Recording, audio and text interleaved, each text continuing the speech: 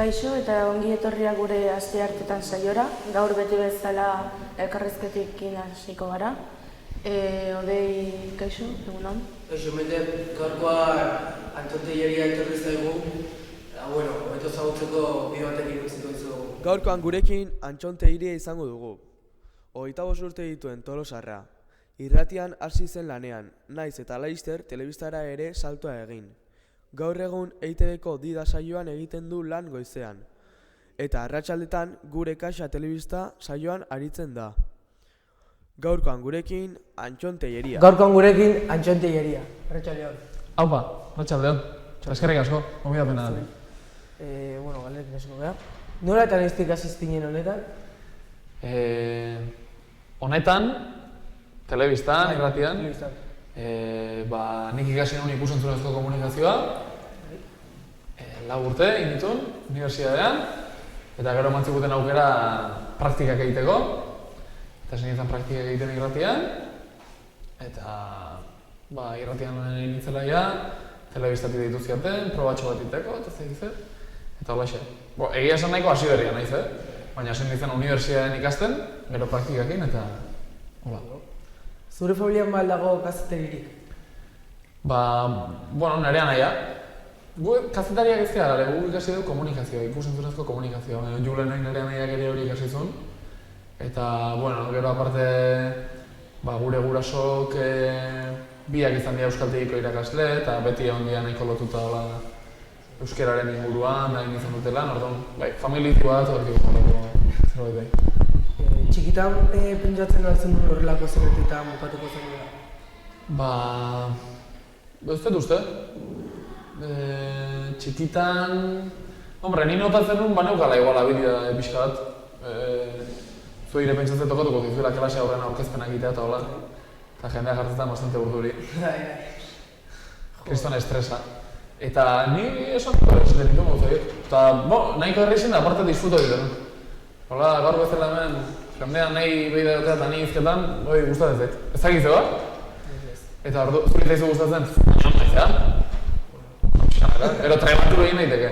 Baina nire kasuna adibidez izan da hasieratik beste gauza batuta ni oso urduri jartzen naiz baita. Baina zentzu horretan beti oso komodo sentitu izan naiz. Jendea aurren izketan, ondo. Eta orduan esan hon, aprobetxatu beharko dago. Ze futbolen dagoela adibidez nintzen oso ona.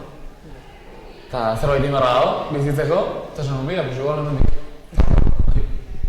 Baina pentsatu hola, ni nahi izango nahiz telebista gaurkazle bat. Ez.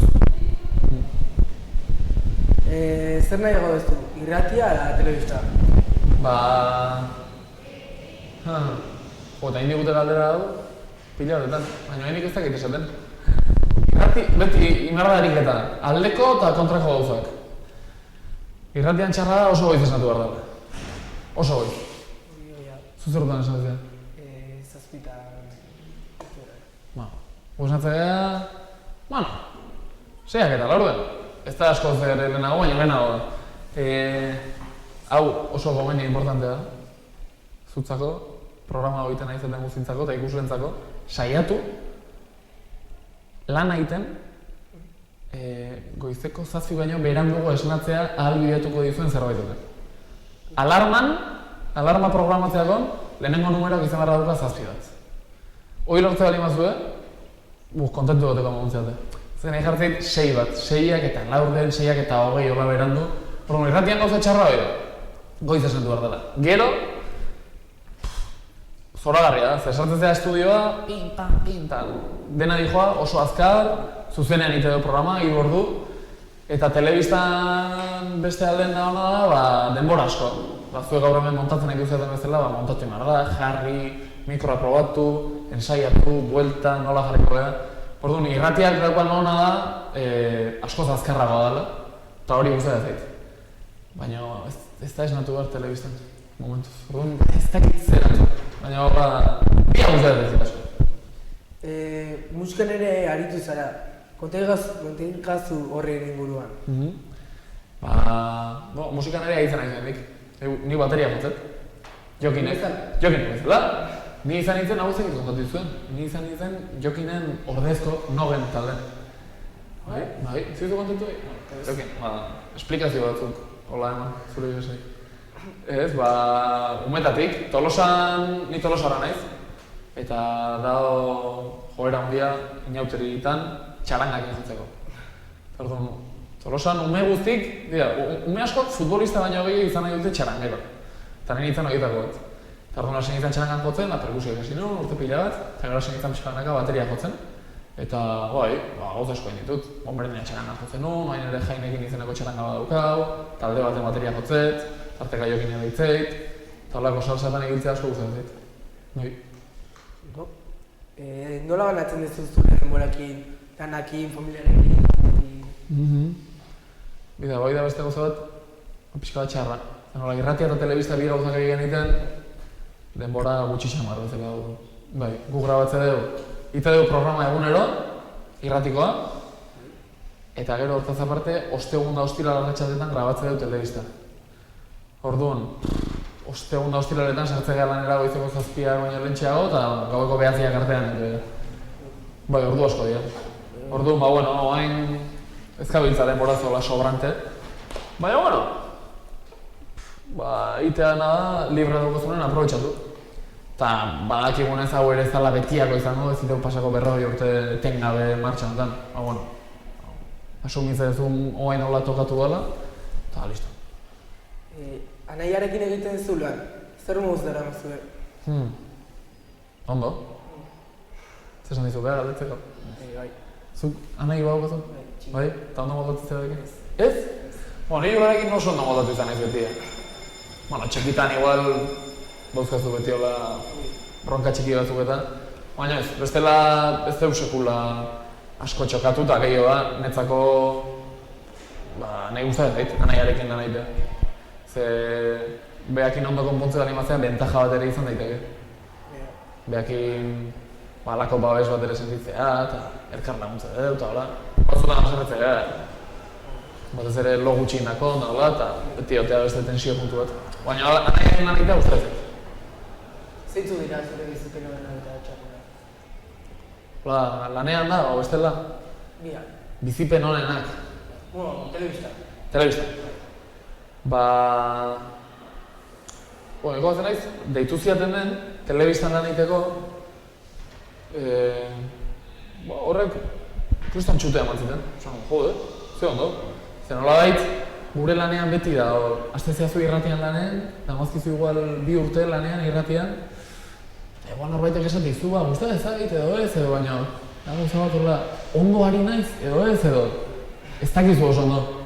Eta, adibidez, telebistatik deitu ziatenen eta proba hain eta esan ziatenen, venga, aurrea, holako gauzak nolabait emate izute telebistan hasi baino lehen ere, irratian goizetako programan egitea eta egon dia holako zea batzuk, seinale batzuk bezala, baina adibidez hori, asko motibatu nindun horrek, beste lan berri bat eta beste oso bat emateko aukera izatea, hori asko gustatu zieten.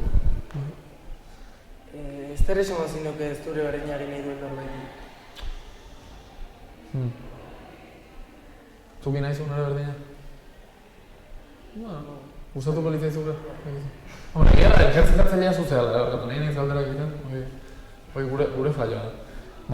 Gustatzea bali mazaizu telebista eta komunikazioan mundua eta saiatu. Nahitzat, super importantea da, karrera ikastea ondo da, baina batez ere, karrera ikasita gero praktika egin. Nik badauzkat ikaskide batzuk adiez unibertsitatean egin erabaki izan zen, eta bakoitzak guztau zein.